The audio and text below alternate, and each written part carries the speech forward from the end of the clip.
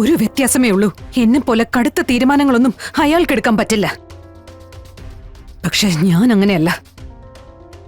എന്റെ മനസാക്ഷിക്ക് ഉൾക്കൊള്ളാനാവാത്ത എന്തെങ്കിലും കാര്യം എന്നെ കൊണ്ട് ചെയ്യിപ്പിക്കാൻ ശ്രമിച്ച തന്ത്രി എത്തിയിട്ടുണ്ട്.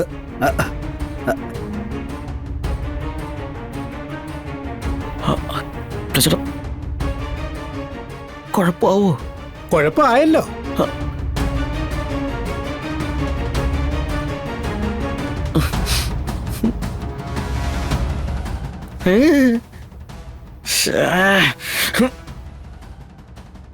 വാ വാ വാ. ഞാൻ വൈകിയില്ലല്ലോ. ഇല്ല, ഒട്ടും വൈകില്ല. 11:30 മുഹൂർത്തേ. ഓ ആ ആ എടാ കമല, തിരുമേനിക്ക് വേണ്ട സഹായങ്ങളെ ചെയ്തു കൊടുത്തിട്ടേ നീ കൂടുതൽ കാണണം. ആ എന്നാ തിരുമേനി അതോട്ടെ ഇല്ലേ?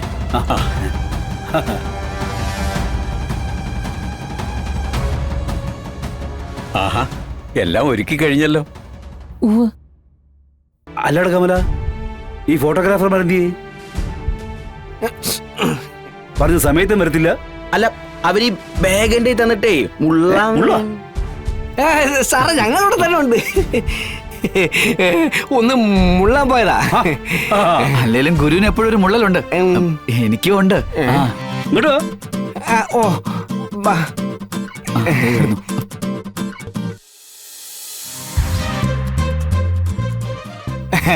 ഇപ്പൊ തന്നെ തുടങ്ങാം സാറേ. എടാ എടാ എടാ എടാ അങ്ങനെ മാറിക്കല്ല ഞാൻ നിങ്ങളെ കൊണ്ട് വിളിച്ചു വരുത്തിയത് ആണോ?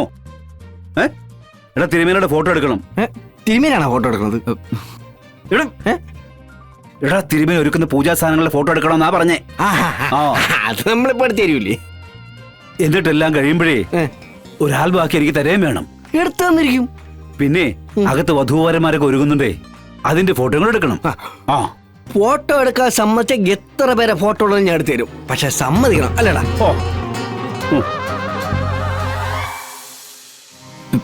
ഇവിടെ എല്ലാം അങ്ങ് സമ്മതിച്ചേക്ക്, അല്ലെങ്കിൽ വയലന്റ് ആവും. ക്യാമറ പൊട്ടിപ്പോയുള്ള അവസ്ഥ ഒന്ന് ചിന്തിച്ചേ. സമ്മതിക്കാം, എന്ത് സമ്മതിക്കാം. പറയണ ഫോട്ടോ എടുക്കാം. എങ്കിൽ പറയണ കാശും കിട്ടും. എന്തോട് സ്വകാര്യം? അല്ല, എന്നാ ഇവിടെ നിന്ന് എന്നെ ഐശ്വര്യമായിട്ട് അങ്ങ് തുടങ്ങാൻ പറയായിരുന്നു. സാറൊന്ന് ചിരിച്ചേ.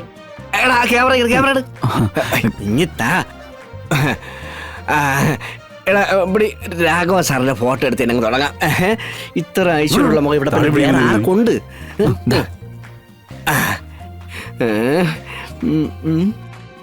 ഫോക്കസ്. സാറൊന്ന് ചിരിച്ചേ. സാർ ഇങ്ങോട്ട് നീങ്ങുന്നേ.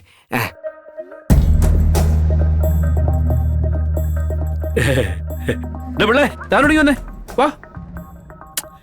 എടാ കമല ഇങ്ങോട്ട് നിക്കടാ. സാറേ ഇങ്ങോട്ട് നോക്കണേ. എന്തുവിടാ പരസ്പരം മുഖത്തോടൊപ്പം നോക്കാതെ. സാറേ റെഡി. ക്യാമറ നോക്കടാ. സാറേ ഇങ്ങോട്ട് ഒന്ന് തിരിച്ച്. അയ്യടാ റെഡി.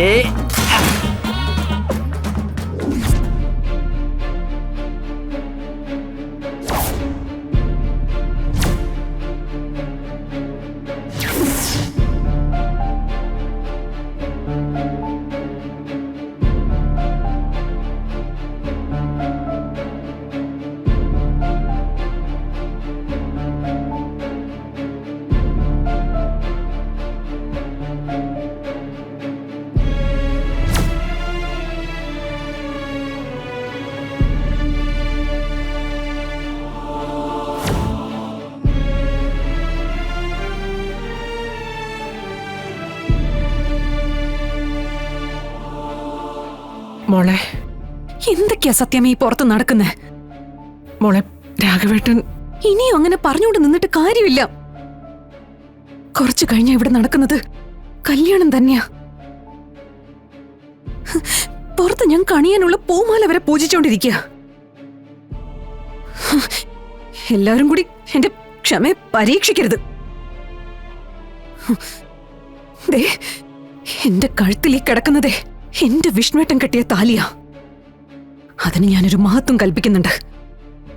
അതിനെന്തെങ്കിലും രീതിയിൽ ഒരു കുറവ് വന്ന ഞാൻ സ്വയം ജീവനെടുക്കും. അയ്യോ മോളെ, കാരണം ഞാൻ അത്രയധികം വിശ്വാസത്തോടും ബഹുമാനത്തോടും നീതി പോലെ സൂക്ഷിക്കുന്നതാ ഞങ്ങളുടെ ബന്ധം.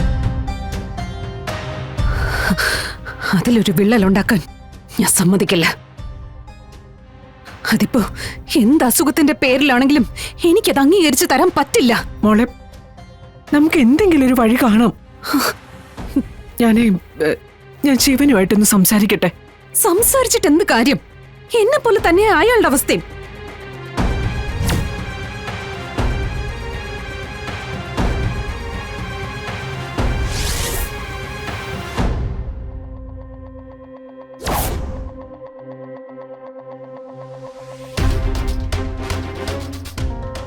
ഒരു വ്യത്യാസമേ ഉള്ളൂ. എന്നെ പോലെ കടുത്ത തീരുമാനങ്ങളൊന്നും അയാൾക്കെടുക്കാൻ പറ്റില്ല. പക്ഷെ ഞാൻ അങ്ങനെയല്ല. എന്റെ മനസാക്ഷിക്ക് ഉൾക്കൊള്ളാനാവാത്ത എന്തെങ്കിലും കാര്യം എന്നെ കൊണ്ട് ചെയ്യിപ്പിക്കാൻ ശ്രമിച്ച ഈ ശാലിനി ആരാണെന്നും ശാലിനിക്ക് എന്തൊക്കെ ചെയ്യാനാവൂന്നും ഞാൻ നിങ്ങളെയൊക്കെ അറിയിക്കും. ഈശ്വര, രാഘവേട്ടന്റെ ഈ തീരുമാനം ഈ കുടുംബത്തെ തകർക്കുമല്ലോ.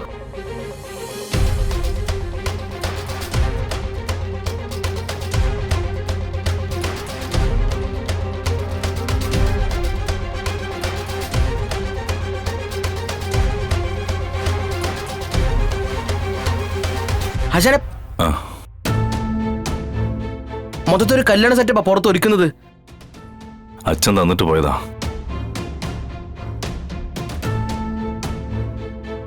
ഇതിട്ടോണ്ട് വേണം അങ്ങോട്ട് ചെല്ലാനെന്ന്.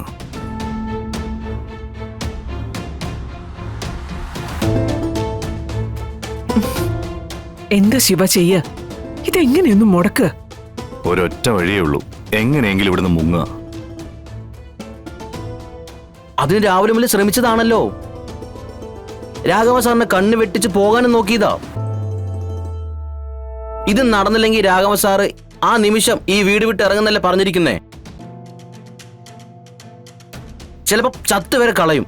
കമല, അല്ല, അങ്ങനെയല്ലേ പറയുന്നേ.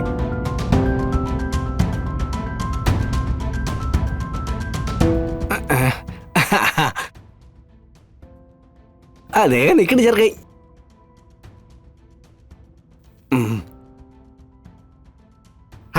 ഹായ്, ഞങ്ങൾ എത്തിയിട്ടുണ്ട്. അല്ല, ചെക്ക ഇതുവരെ വേഷം അറിയില്ലേ? ഗുരു, ചെക്കനല്ല.